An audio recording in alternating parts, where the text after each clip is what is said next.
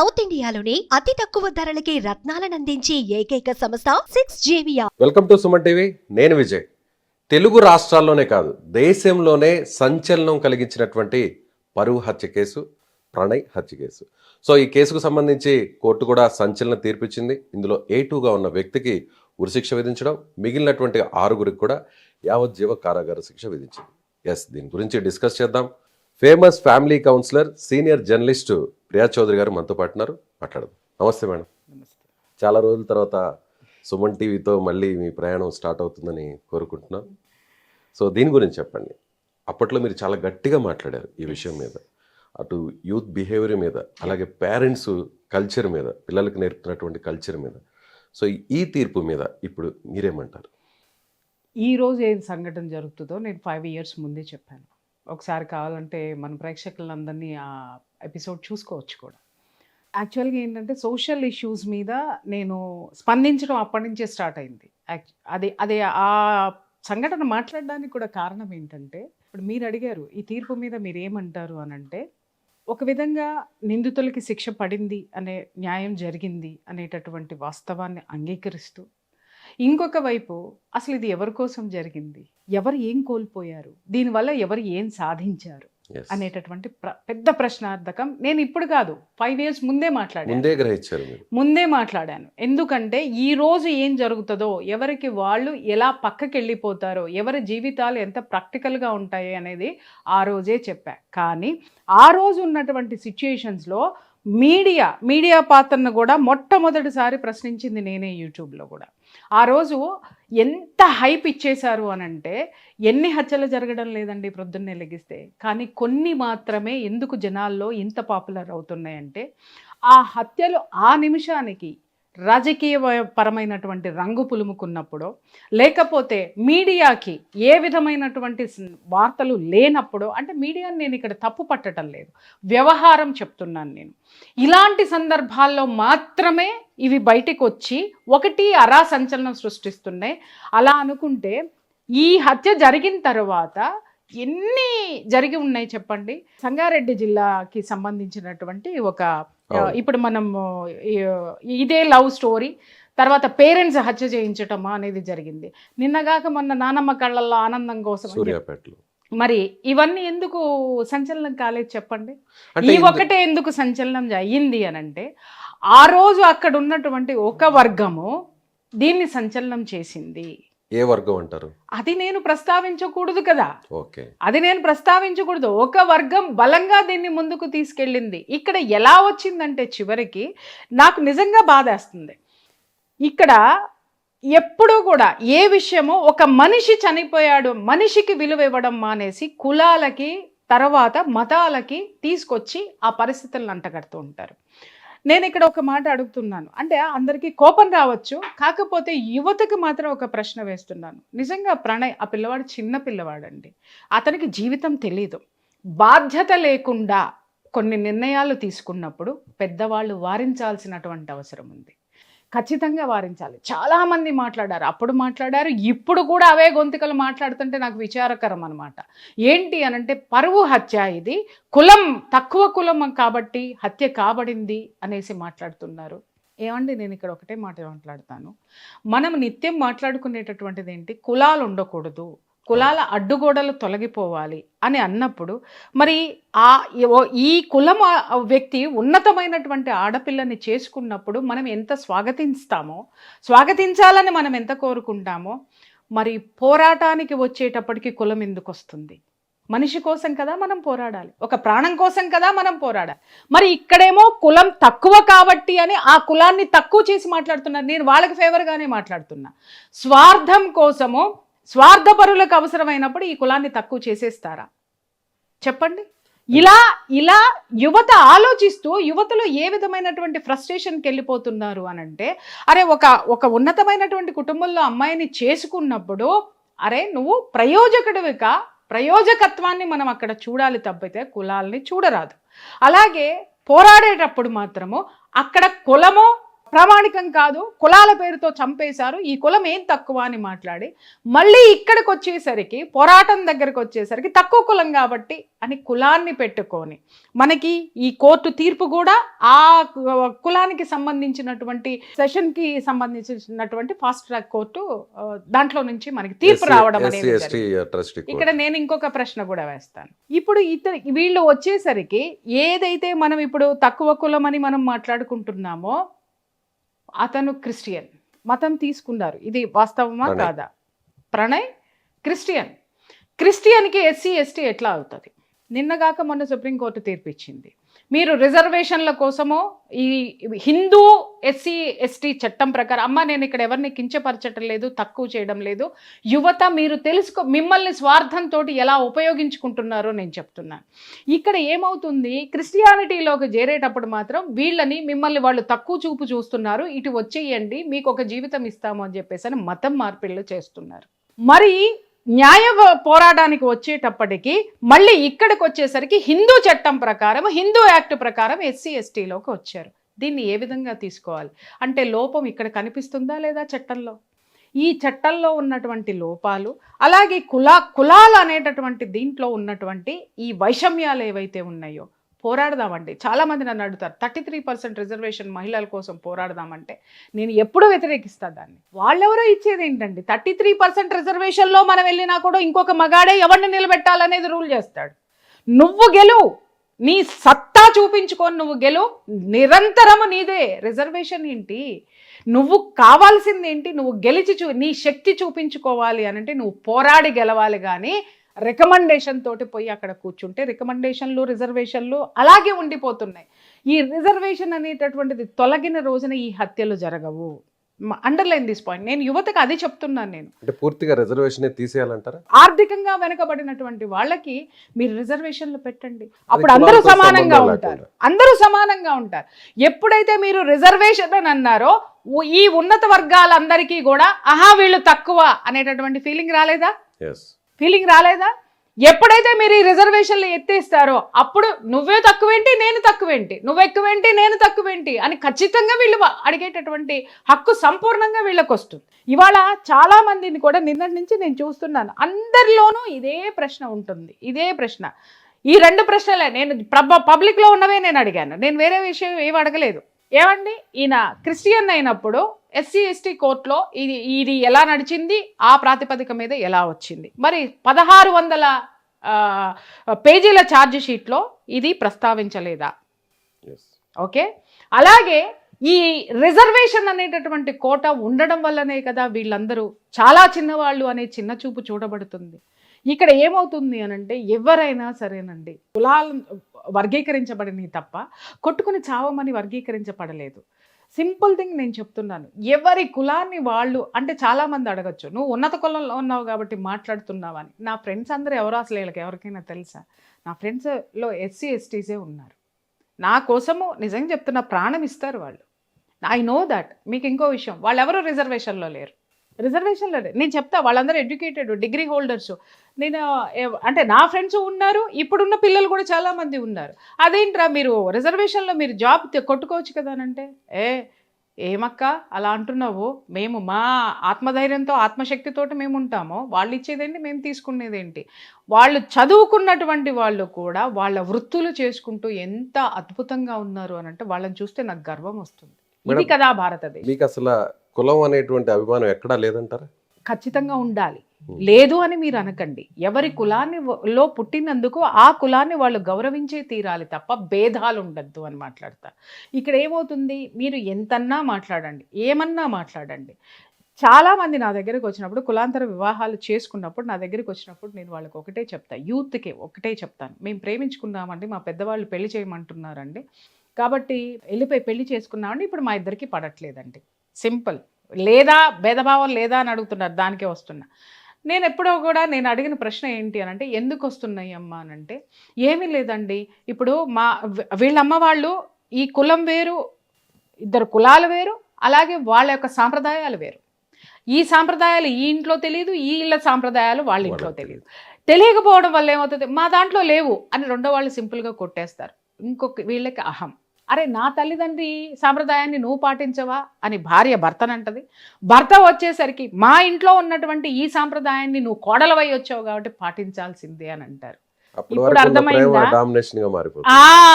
ఇక్కడ ఏమవుతుందంటే నీ కులం అంటే నీ కులము, నీ కులం అంటే ఇప్పుడు ఏమవుతుంది, ప్రేమ పోయింది. ఆ రోజు మా ఎన్ని భాషలు చేసుకున్నారో అవన్నీ పక్కకి పోయినాయి. ఇక్కడ ఏం కొట్టుకుంటారు అని అంటే మీ కులపోళ్ళు మా కులపోళ్ళు, ఈగోస్. ప్రేమ ఎక్కడికి వెళ్ళింది?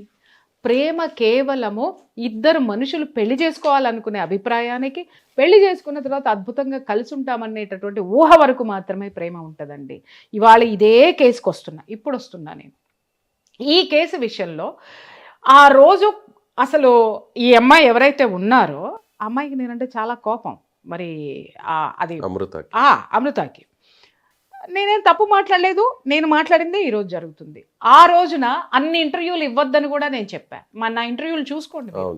గంటల గంటలు పాప అమ్మాయి టిఫిన్ తిందో తెలియదు, కాఫీ తాగిందో తెలియదు, మంచినీళ్ళు తాగిందో తెలియదు. గంటలు ప్రతి ఛానల్కి అసలు యూట్యూబ్ ఓపెన్ చేస్తే పగిలిపోయినాయి, ఛానల్స్ ఓపెన్ చేస్తే పగిలిపోయినాయి, టీవీ ఓపెన్ చేస్తే ఇవే ఇంటర్వ్యూలు. దాదాపు ఒక 10 రోజుల వరకు ఆవిడ ఇస్తూనే ఉన్నారు.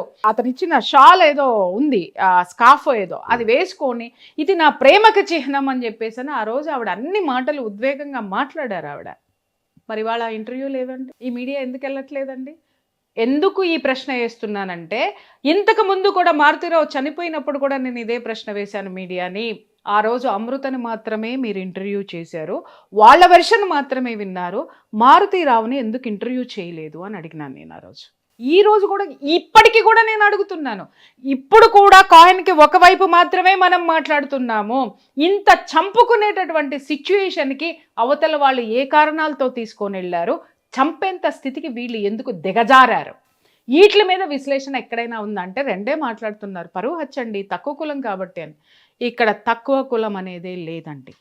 సమాజంలో కొంతమంది స్వార్థపరులు ఈ ఇద్దరిని బలి పశువులు చేశారు. అక్కడ ప్రణయ్ని, ఇక్కడ మారుతీరావుని. అర్థమైందా అండి?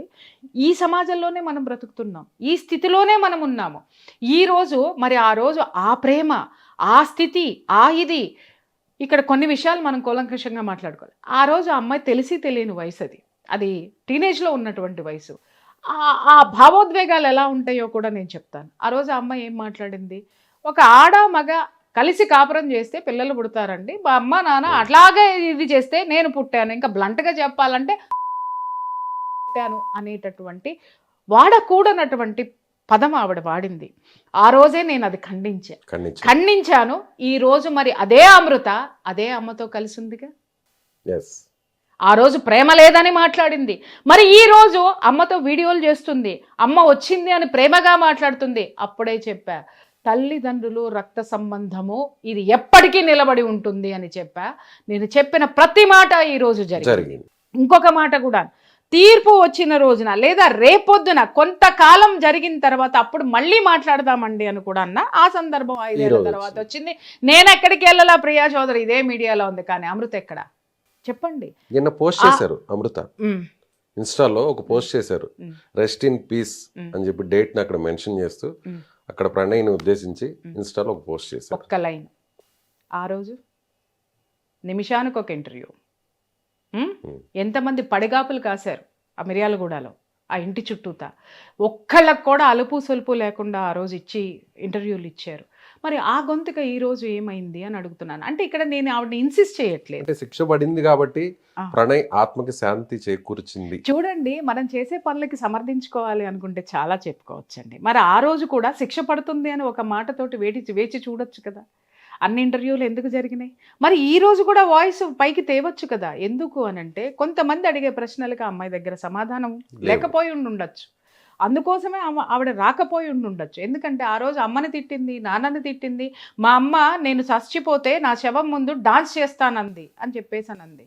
మరి ఈ రోజు అదే అమ్మ తనకి తోడుగా నిలబడి ఒంటరి జీవితంలో తను సక్సెస్ఫుల్గా ముందుకు వెళ్ళడానికి నిలబడింది. ఆ అమ్మని ఈవిడ స్వాగతించింది, ఈవిడ్ని మదర్ స్వాగతించారు.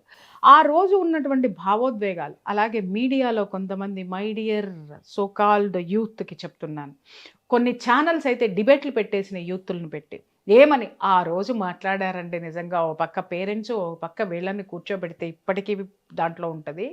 ప్రేమండి, ఆ బ్లడ్ ఈ బ్లడ్ ఒకటేనండి, కోసుకుంటే ఒకటే వస్తుందండి, అదండి ఇదండి, అసలు ప్రేమండి కులం లేదండి అని మీరు మాట్లాడారు. ఇంత ఆవేశంగా మాట్లాడారు. మరి ఈరోజు ఆ ప్రేమమూర్తి, ఒక ప్రేమమూర్తి లేడు ఈ జీవితంలో.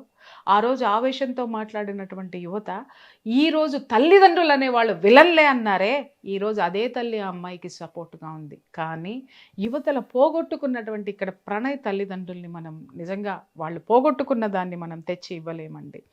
ఇక్కడ వాళ్ళకి కూడా అలాంటి తల్లిదండ్రులకి నేను చెప్పేది ఏంటంటే, మీ పిల్లలు వాళ్ళ శక్తికి మించి ఏదైనా ఒక పని చేస్తున్నప్పుడు వాళ్ళకి వాస్తవాలు చెప్పాల్సినటువంటి అవసరం ఉంది. ఈ పెద్దవాళ్ళని కాదని వెళ్ళిపోయిన ఈ పిల్లలు చివరికి పెద్దవాళ్ళ దగ్గరికే వచ్చారు. కానీ పిల్లల్ని కోల్పోయినటువంటి పెద్దవాళ్ళు ఎవరైతే ఉన్నారో వాళ్ళ బాధని మనం తీర్చలేము. ఇవాళ నేను కులాలను ఎందుకు మాట్లాడుతున్నానంటే, మీరు మిగిల్చి వెళ్ళేటటువంటి కడుపు కోతను ఎవరు తీర్చాలండి? మనం ఇక్కడ హ్యాపీగా కూర్చొని ఏసీలో కూర్చొని మనం సంషేర్గా మాట్లాడతాం. బట్ ఈ రోజుకి కూడా ఏ విషయంలోనైనా నేను విత్డ్రా చేసుకున్న ఇంతవరకు లేదు, నా చరిత్రలోనే లేదు. క్షమాపణ చెప్పాల్సి వస్తే గనక విశ్లేషణ అనేది ఖచ్చితంగా ఉంటుంది నాకు. క్షమాపణ చెప్పేంత నోరు జారే మాటలు నేను మాట్లాడను. ఇక్కడ నేను సింగిల్ లైన్గా నేను చెప్తున్నది ఏంటంటే, పెళ్ళిళ్ళు చేసుకునేటప్పుడు కులాలన్నీ ఒకటి అని మాట్లాడే నినాదంలోనే చివరి వరకు ఉండండి. తర్వాత అవి ఏమైనా పెటాకులైనా విభేదాలు వచ్చినా మీరు కులాల ప్రకారం విడిపోయారు అనంటే, ఈ కులాంతరాలు అనేటటువంటివి ఇది చచ్చేదాకా, మానవ జాతి చచ్చేంత వరకు వీటిని ఇలా బ్రతికిస్తున్నది ఎవరు? కులాల గురించి విభజించి మాట్లాడేవాళ్ళు కాదా? వాళ్ళ చాలామంది కూర్చున్నారు, అసలు అతను తక్కువ కులవాడని ఇలా చేశారండి, అలా చేశారండి, ఇతనికి అహంకారం అండి, మారుతీరావు కదండి, ఇదండి అని మాట్లాడుతున్నారు. పెళ్లి చేసేటప్పుడేమో మారుతీరావు దిగి రావాలి, ఇతనితో సమానం అని మాట్లాడతారు, లేదా ఇతను మారుతీరావుతో సమానం అని మాట్లాడతారు. మరి మారుతీరావు అహంకారం చూపించినప్పుడు ఒక మనిషిని చంపుదావా, నువ్వు మనిషివా అని మాట్లాడకుండా కులాలను ఎందుకు తీస్తున్నారు అనేదే నా ప్రశ్న. ఎవరు సమాధానం చెప్పాలి? ఇప్పుడు ఎలా ఉంటుందంటే, వితండవాదానికి పోవద్దు, విశ్లేషణ ఉండాలి ఇక్కడ తప్ప వితండవాదాలకు దిగితే అది ఎప్పటికీ తెగదు. ఫస్ట్ ఆఫ్ ఆల్ ఇక్కడ నేను ఎవరికైనా చెప్తున్నాను, ఎవరు లవ్ మ్యారేజ్లు చేసుకుంటారు, ఇవాళ అందరూ లవ్ మ్యారేజ్లు చేసుకుంటున్నారు. ఎవరు పేరెంట్స్ కుదిర్చిన వివాహాలు ఎక్కడ జరగడం లేదు. అది మన భ్రమ. చాలా తక్కువ, 1% or 2%. ఈ ప్రేమించి విడిపోయేటటువంటి వాళ్ళందరూ ప్రేమించే పిల్లలు నా దగ్గరికి తీసుకొచ్చినప్పుడు, కౌన్సిలింగ్కి తీసుకొచ్చినప్పుడు, ఏమ్మా ఇప్పుడు వాళ్ళు చేసుకునేటటువంటి వాళ్ళలో క్వాలిటీస్ లేవనుకుంటే, అమ్మ వీళ్ళు తెచ్చిన సంబంధంలో ఇదిగో ఇతనిలో ఈ మైనస్లు ఉన్నాయి, ఇతనిలో ఈ ప్లస్లు ఉన్నాయి, ఒకసారి ఆలోచించండి అంటే ఈ పిల్లలు నన్ను ఏమంటారు తెలుసా? ఏమండి అరేంజ్డ్ మ్యారేజెస్లో ఫెయిల్యూర్స్ లేవా అని మాట్లాడతారు. అంటే ఏంటి? ఆ సందర్భంలో మనకి ఏది అవసరమో దాన్నే తీసుకుంటాం సపోర్ట్గా, ఎవరైనా సరే. అలాగే అరేంజ్డ్ మ్యారేజెస్లో ఉన్నటువంటి చేసుకునేటటువంటి వాళ్ళందరినీ ఫెయిల్యూర్స్ లేవా అని అంటే, ఫెయిల్యూర్ అన్ని చోట్ల ఉంది. ఫెయిల్యూర్ ఈజ్ మస్ట్ అండి, అక్కడ ఉంది. కానీ కాకపోతే ఇప్పుడు ఇంత సోది నేను మాట్లాడింది ఏంటంటే, విడిపోతే కులాలతోటి కొట్టుకొస్తారు, చివరాఖరికి అక్కడికే వస్తారు. ఏది ఉండకూడదు అంటారో, కొట్టుకున్నప్పుడు విడిపోయినప్పుడు జరగకూడని ఇలాంటి భయంకరమైన సంఘటనలు జరిగినప్పుడు మళ్ళీ కులమే వస్తుంది. నేననేది ఇది మాట్లాడడం మానేయండి. ఫస్ట్ మనం ఫైట్ చేయాల్సింది ఏంటి అనంటే, అందరూ సమానంగా అనేది అన్నప్పుడు అన్ని విషయాల్లో మనం సమానంగా మాట్లాడదాం. ఇక్కడ ఒక ప్రాణం పోయిందండి, కులం కాదు ముఖ్యం. ఇక్కడ ఒక బిడ్డ, ఒక భవిష్యత్తు ఉన్నటువంటి పిల్లవాడు చక్కగా ఉంటే ఈ పాటికి ఆ కొడుకుతోటి ఎంత ఆనందంగా ఉండాడు. ఆ రోజు మారుతీరావుని అతన్ని ఆ దరిద్రమైన పని చేయించడానికి ప్రేరేపించినటువంటి పరిస్థితులను ఎవరూ విశ్లేషించడం లేదు. అలాగే ప్రణయ్ కూడా ఆ అమ్మాయిని చేసుకునేటప్పుడు అతని యొక్క స్థితి, ఆ అమ్మాయిని పోషించేటటువంటి స్థితి ఉందా లేదా అనేటటువంటి విషయాన్ని కూడా అతను పరిగణలోకి తీసుకోకుండా ముందుకు అడుగు వేయడం వల్ల అక్కడ చాలా విషయాలు జరిగినాయి. అవన్నీ మాట్లాడడానికి నాకేం అభ్యంతరం లేదు. కానీ ప్రపంచం ఒక స్టాండ్ మీద తీసుకుంది, ఒక స్టాండ్ మీద వెళ్తుంది, దాన్నే నేను ప్రశ్నిస్తున్నాను. దాని ప్రకారం నేను మీడియాకు కూడా రిక్వెస్ట్ చేసేది ఏంటంటే, అరే ఒక మోసగా వెళ్తుంది కాబట్టి దాని వైపుకే ఎందుకు వెళ్తున్నారు? మీడియా చేయవలసింది తటస్థంగా ఉండడం, అటు ఇటు విశ్లేషణ చేసి మనం దాన్ని ప్రజెంట్ చేయడం అనేది మన బాధ్యత. అలాగే సామాజిక బాధ్యత కూడా ఒకటి ఉంటుంది. ఇక్కడ మీడియా కూడా ఒకవైపు వర్గం మీద సానుభూతి చూపించింది, ఇక్కడ సపోర్ట్ ఇవ్వలేదు. Underline this point. సపోర్టు అనేటటువంటిది ఉన్నట్టయితే ఈరోజు పాపం మరి ప్రణయ్ తండ్రి ఎంత అచేతనంగా ఒంటరివాడయ్యాడండి. మరి ఆ రోజు ఆయన ఇల్లంతా కిక్కిరిసిపోయింది కదండి జనాలందరితో, ఇదే మీడియాతో సందర్శకులతోటి. నాట్ ఓన్లీ మీడియా అండి, పెద్ద పెద్ద ఎంతమంది నేతలు. రాజకీయ నాయకులు, ఎంతమంది నేతలు వచ్చి పరామర్శించి వెళ్ళారు, ఎంతమంది లీడర్లు వచ్చి పరామర్శించి వెళ్ళారు, అలాగే సంఘానికి సంబంధించిన వాళ్ళు ఎంతమంది వచ్చారు. అతన్ని తీసుకెళ్లేటప్పుడు ఆ రోడ్డంతా ఇదైపోయింది, అతని విగ్రహం కూడా పెట్టారు. మరి ఈ రోజు ఆ నిగ్రహాలు ఎక్కడికి వెళ్ళిపోయినాయి? జనం ఎవరున్నారు? ఆ రోజు పలకరించిన వాళ్ళు ఈ రోజు ఆయనకి ఏ విధమైనటువంటి న్యాయం చేశారు? Point number 1. కనీసం భుజం తట్టే వాళ్ళు కూడా కనిపించట్లేదు, ఎవరు లేరు. నిజంగా ఆ తల్లిదండ్రులు ఇద్దరిని చూస్తుంటే బాధ అనిపించిందండి నాకు. ఎవరు కోల్పోయారు ఇవాళ? ఎవరు కోల్పోయారండి? మీరు ఎవరినైతే ఎంకరేజ్ చేశారో, అరే చేసుకోరా, మేము సపోర్ట్ ఇస్తాం చేసుకోరా, ఉన్నవాడే చేసుకోరా, అరే మనమంతా ఎదగాలరా. ఉన్నవాడంటే ఇక్కడ ఇంకోటి గుర్తొచ్చింది, ఇంకో పెద్ద మనిషి మహాసేన రాజేష్ గారు. ఆయన చాలా పెద్ద విశ్లేషకుడు. ఓకే, ఆయన ఛాలెంజ్ ఒకటి విసిరారు. వెళ్ళండిరా, ఉన్నవాళ్ళ పిల్లల్ని తీసుకొని రండిరా, చేసుకోండిరా, ₹1,00,000 ఇస్తాను రా అని. ఆ మహాసేన రాజేష్ గారికి నేను ఈరోజు చెప్తున్నాను, ఉన్నవాళ్ళ పిల్లల్ని చేసుకొస్తే మీరు ₹1,00,000 ఇస్తానన్నారు కదా సార్, ₹1,00,000 ఇవ్వకండి. ఈరోజు ఈ ప్రణయ్ తల్లిదండ్రులు ఒక కొడుకుని, తనమల్ని పోషించేటటువంటి కొడుకుని కోల్పోయారు కదా. ఆ ఆర్థిక భారాన్ని ఏ రూపంలో పూరిస్తారో నేను చెప్పను, ఇక్కడ బ్లాంక్ పెడుతున్నాను. అక్కడి నుంచి తెచ్చి ఇక్కడికి ట్రాన్స్ఫర్ చేయండి, చూస్తా. 100% ఇస్తాను నేను. ఆయన ₹1,00,000 ఇస్తాను, లేపుకొచ్చేయండి అన్నారు. ఇలాంటి అనర్థాలు జరిగినప్పుడు ఈ లీడర్లు ఎక్కడికి వెళ్ళారో? ఇవి ఈ రోజు రాలేదు ఎందుకని? ప్రణయ్ దగ్గరికి, ప్రణయ్ తల్లిదండ్రుల దగ్గరికి వచ్చి ఓదార్చలేదు ఎందుకని? ఆ రోజు యూత్ని రెచ్చగొట్టే ఉపన్యాసాలు ఎంతో మంది చేశారు. తప్పండి, పిల్లలకి తెలియదు, వాళ్ళకి వాస్తవాలు తెలియదు, మనం నాయకులం అయిపోవాలి కదా అని రెచ్చగొడితే ప్రాణాలు కోల్పోయేది పిల్లలు. ఆ రోజుకి అదే మాట్లాడా, ఈ రోజుకి ఇదే మాట్లాడుతున్నా. ప్రేమించడం తప్పు లేదు, పెళ్లి చేసుకోవడం తప్పు లేదు, కానీ ప్రేమకి పెళ్లికి తర్వాత కావాల్సింది 2 కుటుంబాలు, 2 మనుషులు కాదండి. 2 మనుషుల మధ్య పెళ్లి చేసుకోవడానికి ప్రేమ అవసరమని మీరు మాట్లాడుతున్నారు. పెళ్లి చేసుకున్న తర్వాత 2 కుటుంబాలు కావాలి. ఆ 2 కుటుంబాలు ఈ సమాజంలో బ్రతకాలి. దీన్ని ఎందుకు మర్చిపోతున్నారు? ప్రతిసారి నేను గుర్తు చేసేది అదే. ఈ చెత్త మాట్లాడకండి. ఏంటి ఒకటే కులంలో చేసుకుంటే విడాకులు అవ్వవా అని మాట్లాడతారు. అరే అవ్వట్లేదని ఎవడన్నాడండి? శుద్ధపూసల్లాగా ఉన్నారని మాట్లాడుతున్నారా? కానీ మీరు రెచ్చగొట్టి చేసేటటువంటి ఈ ప్రేమ పెళ్లిళ్ళు చివరికి ఇలాంటి దుర్గతి పడితే ఆదుకున్న నాదుడు ఎవడు అని మాట్లాడుతున్నాను. అదే అరేంజ్డ్ మ్యారేజ్లో గనక ప్రమాదవశాత్తు చనిపోయినా, ఏదన్నా జరిగినా కుటుంబం ఆదుకునేటటువంటి పరిస్థితులు ఉంటే సమాజం నుంచి వాళ్ళకు ఒక సపోర్ట్ ఉంటుంది. రెచ్చగొట్టే మనుషులు ఇంతకు ముందు ఇన్ని గొంతుకలు, ఇన్ని వేలు లేచినాయి. ఇవాళ ఆ కుటుంబానికి సపోర్ట్ ఇచ్చేవాళ్ళు ఎంతమంది ఉన్నారు చెప్పండి? అంటే ప్రణయ్ హత్య కేసుని అందరూ వాడుకున్నారంటారా? 100% అండి. ప్రతి ఒక్కళ్ళు వాళ్ళకు వాళ్ళు హైలైట్ అవ్వడానికి వాడుకున్నారు.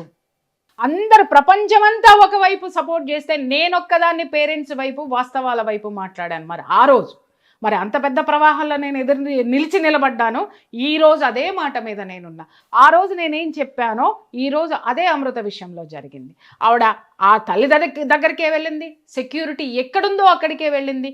మరి ఆ రోజు అత్తామామలు కూడా పాపం అమ్మాయిని మా బిడ్డ అండి, మా ఆడపిల్లగా మేము చూసుకుంటామండి అని అన్నారు. But where she is now అంటే ఉండడం తప్పని నేను అనట్లేదు.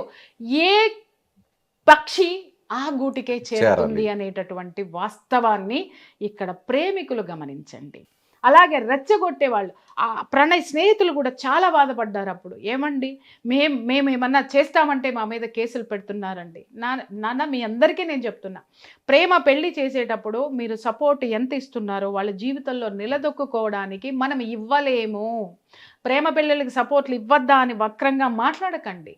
కుటుంబ పరంగా వెళ్ళినప్పుడు కుటుంబపరమైనటువంటి, సామాజిక పరమైనటువంటి భద్రత ఎంత ఉంటుందో ప్రేమ పెళ్లిల్లో కరువు అవుతుంది. వాటి గురించి మనం మాట్లాడాలి. ఈరోజు అవి ఎందుకు మనం విభేదిస్తున్నామో మాట్లాడాలి. వాటిల్లో ఉన్నటువంటి లోపాలేంటో మాట్లాడాలి. అన్ని పక్కన పెట్టేసేసి ఇక్కడ వచ్చి కూర్చుని కులాలు కులాలు కులాలు, పరువు హత్య కాదు, ఇది కులహత్య కాదు. వెనక వ్యక్తిగతమైనటువంటి ప్రేరేపణలు చాలా ఉన్నాయి. వాటి గురించి మాట్లాడే ధైర్యం ఎవరికైనా ఉంటే చెప్పండి, కూర్చొని మాట్లాడదాం. ఇక్కడ 2 కుటుంబాలు తప్పున్నాయంటారా? 200% ఉన్నాయి. 200%. ఒక ఆడపిల్లని అంత గారాభంగా పెంచి మాట వినకుండా కూడా చేసేటటువంటి, అంటే అక్కడ మారుతీరావు కొంత సంయమనం పాటించి ఉన్నట్లయితే అతను అతనికి ఆ దుస్థితి పట్టేది కాదు, అలాగే తన బిడ్డకి పట్టేది కాదు, అలాగే ఇంకొక తల్లిదండ్రులకి కడుపు కోత మిగిలేటటువంటిది కాదు. అలాగే ప్రణయ్ తల్లిదండ్రులు కూడా ఆ రోజు ఆలోచించేటప్పుడు అతను కేవలం ఇక్కడ వచ్చినటువంటి మైనస్ ఏంటి అని అంటే అతనికి ఒక ఉద్యోగం లేదు, అతనికి ఒక స్థిరత్వం లేదు. ఆ అమ్మాయి లార్డ్గా పెరిగి వచ్చిందండి. ఆ రోజు అమ్మాయి మాట్లాడింది కదా, నేను ఇక్కడే ఉంటానండి, మేము బిజినెస్ చేసుకుంటామండి, మా ఇష్టం అండి, మా జీవితం అండి అని మాట్లాడింది. మరి ఈరోజు ఏం అవసరమైంది ఆవిడికి? మరి ఆ ఇంట్లో ఎందుకు లేదు, ఆ మనుషులతో ఎందుకు లేదు, అక్కడే ఎందుకు లేదు అంటే బ్రతకడానికి ఏం కావాలండి? డబ్బు కావాలి. ఇంకా బ్రతకడానికి ఏం కావాలండి? ఒక సపోర్ట్ కావాలి. ఏ మనిషి అయినా తన జీవన ప్రయాణంలో ఉన్నత స్థితికి వెళ్ళడానికి ఉన్నతమైనటువంటి సపోర్టుని కోరుకుంటారు తప్ప అక్కడ కూర్చొని అదే జీవితం అని త్యాగాలు చేసేటటువంటి సిచ్యువేషన్ అనేది చాలా తక్కువ శాతం ఉంటుంది. అది ఈరోజు యూత్ గమనించాల్సినటువంటి అవసరం. ఆ రోజు ఒక స్నేహితుడిని నష్టపోయారు, వాళ్ళు కూడా బాధపడ్డారు. ఏమంటే మా మీద కేసులు పెడుతున్నారండి. ఖచ్చితంగా ఇవన్నీ వస్తాయి. ఎందుకు అనంటే అరే మీ స్నేహితులకి ఎవరైనా ఇలాంటి ప్రేమ వ్యవహారాల్లో ఉన్నప్పుడు మీ స్నేహితుల్ని ప్రయోజకుల్ని కమ్మని చెప్పండి. అదే అతనికి ఒక స్థాయి ఉండి ఉన్నట్టయితే, చదువుకొని ఒక మంచి సాఫ్ట్వేర్ ఉద్యోగం తెచ్చుకొని ఉన్నట్టయితే ఇంత జరగకపోయి ఉండొచ్చండి. మంచి ఉద్యోగం ఉండాలి. 100% స్థిరత్వం లేకనే తన కుమార్తెని బాగా చూసుకుంటాడు అనేటువంటి నమ్మకం భరోసా ఏ తండ్రి అయినా. ఇప్పుడు ఒక చిన్న ఎగ్జాంపుల్, చాలా మంది మొన్న కూడా మాట్లాడుతున్నారు, నిన్న కూడా చాలా మంది మాట్లాడుతున్నారు, మారుతీరావు అంత గొప్పడేం కాదండి, అడదారులన్నీ తొక్కేసి సంపాదించేశాడండి. సరే, దాన్నే నేను యాక్సెప్ట్ చేస్తానండి. ఎవరి కోసం సంపాదించాడండి? కుటుంబం కోసం, కూతురు కోసం. కూతురు ఉన్నతంగా ఉండాలని సంపాదించాడు. అంటే ఏ తల్లిదండ్రి అయినా బిడ్డలు సుఖంగా బ్రతకడం కోసమే ఆస్తులు సంపాదిస్తారా, లేకపోతే పక్కనాన్ని గిల్లాలి లేకపోతే పక్కనాన్ని దోచేయాలి అని సంపాదిస్తారా? భవిష్యత్తు కోసమే, పిల్లల భవిష్యత్తు కోసమే. నేనెన్ని కౌన్సిలింగ్లు చేసి సంపాదించినా, లేదా మా వారెంత కష్టపడి సంపాదించినా, మీరెంత ఇది చేసినా, మన పిల్లలకు ఒక బంగారు భవిష్యత్తు ఇవ్వడానికే మనం ఆ సంపాదన అలాంటి లత్తుకోరు వ్యవహారాలు లేకపోతే అలాంటి అక్రమ సంపాదన చేసి ఏ కూతురు కోసమైతే కూడబెట్టాడో ఆ కూతురు ఏమీ అక్కర్లేని లేదు అని చెప్పి వేరే చోటుకి వెళ్ళిపోయి సామాన్యమైనటువంటి జీవితం గడుపుతుంటే ఏ తండ్రికైనా ఎలా ఉంటుందండి? మనసులో ఒక ఉక్రోషం రాదా? అరే నేను ఇంతమందితో ఎదవా అని ఎందుకు అనిపించుకున్నాను, ఇంతమందితోటి ఎందుకు ఇది చేశాను, వీళ్ళందరూ నన్ను చీకొట్టినా నేను ఈ కూతురు కోసం కదా, కానీ ఆ కూతురే నన్ను వదిలి వెళ్ళిపోయింది అనేటటువంటి మనసులో ఒక విధమైనటువంటి బాధ ఉంటుంది. ఇది ఎందుకు మాట్లాడరు? ఇప్పుడు మీరు అడిగారు కాబట్టి ఇదే ప్రశ్నకు వస్తున్నాను. ఇది ఏ మీడియా మాట్లాడింది? మారుతీరావుని రెచ్చగొట్టింది ఎవరు? తెలిసి తెలియని వయసులో ఉన్నటువంటి పిల్లలు కాదా?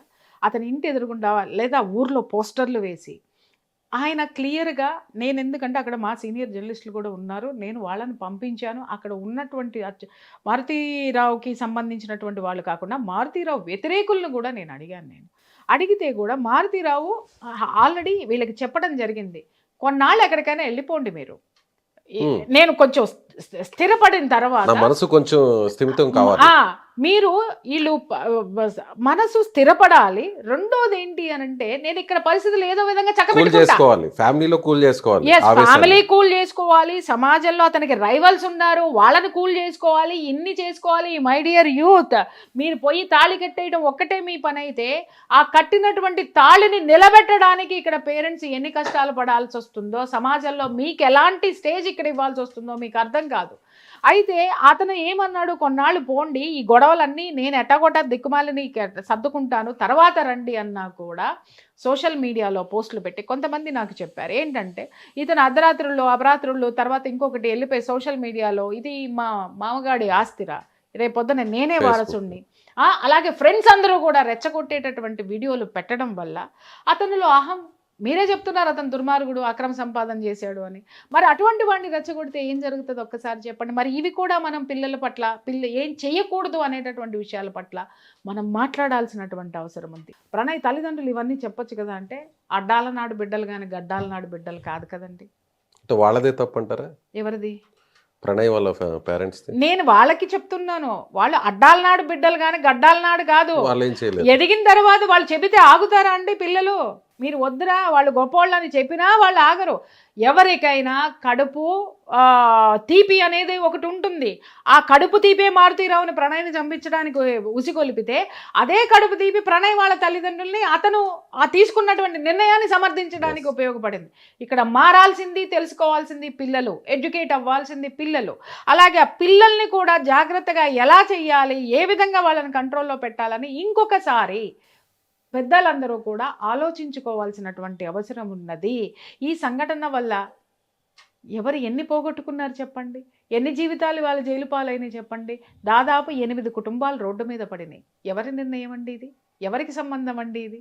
ఎక్కడో వీళ్ళు పెళ్లి చేసుకోవడం ఏంటి, వీళ్ళు రెచ్చగొట్టడం ఏంటి, ఆయన బాధపడ్డాడో పడడం ఏంటి, ఆ బాధలో నుంచి పక్కన ఉన్న వాళ్ళు సలహా ఇవ్వడం ఏంటి, ఆయన బాధను చూడలేక ఆయన దిక్కుమాలిన నిర్ణయం తీసుకోవడం ఏంటి, ఆ నిర్ణయం ద్వారా ఆయన చెయ్యకూడని పని చెయ్యడం ఏంటి? అది అది అది అది భయంకరమైనటువంటి సిచ్యువేషన్ అండి. అది ఏ తండ్రి చెయ్యొద్దు, నేను నిజం చెప్తున్నాను కదా. ఏ ఆడపిల్ల తండ్రి ఇలాంటి దుర్మార్గమైన పనులు చేయకండి. ఎందుకంటే మన బిడ్డ ఎంత గొప్పది అని అనుకుంటామో అవతలివాడి ప్రాణం కూడా అంతే గొప్పది. మనం మన పిల్లల్నే మార్చుకోలేవు, ఎదుటివాడి పిల్లల్ని కూడా నేను ఎక్కడ మారుస్తాను అని అతను ఆ నిర్ణయం తీసుకొని తను ప్రాణాలు కోల్పోయాడు. తన జీవితము, తన కుటుంబం రోడ్డు మీద పడిపోయింది. ఈరోజు తమ్ముడికి యావజ్జీవ కారాగార శిక్ష పడింది. తర్వాత ఆ సలహా ఇచ్చినటువంటి వాళ్ళందరికీ పడింది. హత్య చేసిన వాడికి ఉరిశిక్ష పడింది. ఇవాళ లవ్ స్టోరీ అని గుండెలు దించుకున్న వీళ్ళందరి జీవితాలకి ఏం సమాధానం చెప్తామండి? మనందరం కూర్చొని ఒక మాట చెప్పండి. ఆ కుటుంబాలు ఎంత ఏడుస్తున్నాయి. ఇంకొక విషయమా, వీళ్ళందరూ ఆ మర్డర్ చేసిన వాడు తర్వాత ఇంకొకటి కూడా కుటుంబాన్ని పోషించడానికి ఇవన్నీ చేశాడుగా, డబ్బు కోసం. ఆ డబ్బు ఎవరిని పోషించడానికి? ఫ్యామిలీ అవసరాల కోసం. ఎవరు ఎన్నో మార్గాలు ఎంచుకున్నారు, అది తెలుసుకోండి ఫస్ట్. నిన్న ఒక మాట కూడా మాట్లాడారు శ్రావణ్ కుమార్ వాళ్ళ పాప, దానిపై ఏమంటారు? ఇదంతా పోలీసులు, మీడియాని ఇదంతా చేసింది సార్. ఒక్క విషయం నేను చెప్తున్నాను, అమృత చేసింది. ఒక్కటి, ఎవరి బాధ వాళ్ళదండి. ఇక్కడ సిచ్యుయేషన్ ఎలా ఉంటుంది అని అంటే అప్పుడున్నటువంటి ఒత్తిడితో కూడుకున్నటువంటి పరిస్థితి. నేను అదే అడుగుతున్నాను కదా, ఇన్వెస్టిగేషన్ అనేది ఇన్ఫ్లుయెన్స్ మీద జరిగిందా, కేసు ఇన్ఫ్లుయెన్స్ చేసిందా, లేకపోతే నిజాయితీగా ఇన్వెస్టిగేషన్ జరిగిందా? ఇప్పుడు వీళ్ళకి శిక్ష పడింది ఎక్కడ? ట్రయల్ కోర్టులో. ఇది మళ్ళీ ఎక్కడికి వెళ్తుంది? హైకోర్టుకి వెళ్తుంది. అక్కడ ఏదే ఇంకొకటి ఉంది, సుప్రీంకోర్టు. ఎన్ని సంవత్సరాలు పడుతుంది? ఇప్పుడు మనకి మాట్లాడుకుంటానికి ఒక సబ్జెక్ట్ వచ్చింది అంతే. కానీ ఇక్కడ ఎక్కడా కూడా ఈ యొక్క సంఘటన ఏదైతే జరిగిందో ఎవరికి న్యాయము జరగలేదు. న్యాయం జరిగింది అంటున్నారు పిచ్చోళ్ళు. ఎక్కడ జరిగిందంటే వాళ్ళకి ఇంకా పై కోర్టులు ఉన్నాయి, చాలా సమయం ఉంది, మర్చిపోతున్నారు. అడుగు ముందుకేసేయడం తొందరపాటుతోటి వేస్తున్నారు. వేసే ముందు ఇవన్నీ ఉంటాయని ఒక్కసారి జరిగిన సంఘటనల్ని ఆలోచించండి. దీనికి తోడు ఇంకొక సంఘటన కూడా జరిగింది, మీకు గుర్తుందో లేదో. అవి 2 కుటుంబాలు కూడా ఓసీలే. ఇక్కడ మనం ఒక ఓసీ ఒక ఎస్సీ అని మాట్లాడుకుంటున్నాం. ఇట్లాగే రోడ్డు మీద బంధువులు వెళ్ళి మాట్లాడుకుందాం రండి అని చెప్పంగానే ఊరు చివరికి రాగానే నరికేశారు అప్పుడు. మియాపూర్ సంఘటన జరిగినప్పుడు దాని మీద కూడా నేను గళం విప్పిన. అక్కడ కూడా ఏమైంది, అక్కడ ఏం జరిగింది? అక్కడ ఇద్దరు ఓసీలే. ఇక్కడ మన ఎస్సీ కాబట్టి చంపాడు కాబట్టి, మరి అక్కడ ఇద్దరు ఓసీలే కదండి. అక్కడ ఎందుకు జరిగింది అనంటే ఇక్కడ వ్యవహారం ఒకటే. ఎవరి పై స్థాయి ఉంది అంటే వాడికి సమాజంలో ఒక స్థితి ఉంటుంది. ఆ స్థితికి అతుక్కొని ఒక ఈగో ఉంటుంది. ఆ ఈగోని మీరు ఏ విధంగా పెళ్లికి ముందే ఆ ఈగోని ఏ విధంగా మీకు అనుకూలంగా మార్చుకోగలిగితే మనకి ఇన్ని సంఘర్షణలు అక్కర్లా ఇన్ని. కాబట్టి యువత తెలుసుకునే ముందు ఏంటంటే ప్రేమకి 2 మనుషులు కావాలి, 2 మనసులు కావాలి, ఇలా పెట్టుకొని చూపించుకునేది. కానీ 2 కుటుంబాలు కలవాలంటే ఇలా ఉండాలి. ఆ 2 కుటుంబాలతోటే జీవితం ఉంది. ఇలాంటి అంతరాలు ఉన్నటువంటి వాటి జోలికి వెళ్ళకండి. అంత రిస్క్ చేసి జీవితంలో వెళ్ళాల్సిన అవసరం ఎందుకుంది? ప్రేమ అని మాట్లాడుతున్నారు. ఇవాళ ఏదండి ఆ ప్రేమ? ఆ రోజు పుంకాలుగా ఎపిసోడ్లు చేశారు కదా, మీడియా ఎపిసోడ్లు చేసింది. ఊర్లో భారతీరావుని తిట్టేవాళ్ళు తిట్టారు, తర్వాత వీళ్ళందరినీ తిట్టేవాళ్ళు తిట్టారు, ప్రేమికులు మాట్లాడినారు. ఇప్పుడు ప్రేమ ఏది? This is practicality. ఆలోచించండి. ఊరికే యువత వాళ్ళకి ఎక్స్పీరియన్స్ లేదు, సరే వాళ్ళు మాట్లాడారంటే అనుకోవచ్చు. సోకాల్డ్ జనాలు కూడా ఇదే మాటలు ఎందుకు పాడిందే పాటరా పాసిపళ్ళ దాసగా అన్నట్టు కులము. ఇక్కడ కులము కాదు, అంతరాలు ఏవైతే ఉన్నాయో అంతరాలకి సంబంధించి నువ్వు ఎక్కడానికి వచ్చినప్పుడు సమానం అంటావు, Yes. వాడు తోసేస్తే నేను తక్కువ అంటావు. ఇది మానండి ఫస్ట్. అప్పుడే మీరు ఎవరిని ప్రేమించినా ఏ ప్రేమ వివాహాలు చేసుకున్నా చెల్లుతాయి, అందరూ యాక్సెప్ట్ చేస్తారు. రైట్ అండి, థ్యాంక్ యూ, చాలా చక్కగా చెప్పారు. నిజంగా ప్రతి ఒక్కరు కూడా ఈ విషయాలను ఆలోచించాలి. ఒక కులం అనే విషయమే కాకుండా అంతరాన్ని చూడాలి. ఎగ్జాక్ట్లీ. ఒకే కులం ఉన్నా కూడా ఇద్దరి మధ్య ఎంత దూరం ఉంది. నేను ఇందాక ఇంకో కేసు ఫైనాన్షియల్ స్టేటస్ ఇద్దరు ఓసీలే Yes. కానీ చంపుకున్నారే. అంతరము దీన్ని ఎవరు చెరపలేరు. నేను నిజం చెప్తున్నాను. ఆ రోజు మారుతిరావు మీద సమాజం మొత్తం ఎందుకు పడిందండి? మారుతిరావు అక్రమంగా సంపాదించేశాడు నాకంటే ఎక్కువ అన్నవాడు మాట్లాడాడు, మారుతిరావుకి వ్యతిరేకంగా ఉన్నవాడు మాట్లాడాడు తప్ప ప్రపంచం మాట్లాడలా. మారుతిరావు మీద జలస్ ఉన్నటువంటి గొంతుకులన్నీ మాట్లాడినాయి. అంటే ఉన్నతమైనటువంటి వర్గాలను ఊడ్చే అవతల వారేయాలి కాబట్టి అనేసి మాట్లాడినాయి తప్ప ఎవరు మాట్లాడారండి? ఎవడు సంపాదించడండి? ఇవాళ ఎవ్వడు రిక్షా దొక్కుకునేవాడు పేదవాడు కాదండి. రిక్షా దొక్కుకునేవాడు కూడా వాడు ధనవంతుడు, వాడు డబ్బు తీసుకొచ్చి సంసారాన్ని పోషిస్తున్నాడు. ఎవడి స్థాయి, ఎవరి తాహతు, ఎవరి తెలివితేటలకి సంబంధించి, ఎవడి నైపుణ్యానికి సంబంధించి, లేదా ఎవరి లత్తుకోర పనులు చేసినా కూడా ఇదే కుటుంబం కోసం, ఇదే సమాజంలో ఒక స్థితి కోసమే మనందరం పాటుపడుతున్నాం. దాన్ని ఎవరు కాదనలేనటువంటి వాస్తవం. అవకాశం వచ్చింది కాబట్టి ఎటు ఉంటే అటు వంగుతూ మాట్లాడుకుంటూ సమాజాన్ని ఎటు తీసుకుపోదాం మనం? ఎందుకు అగమ్య గోచరం వైపు మనం నెట్టేస్తున్నాం? గమ్యం లేనటువంటి ప్రయాణం వైపు మనం ఈ దిశ నిర్దేశం చేయకుండా ఒకటే మోసగా మాట్లాడుకుంటాం.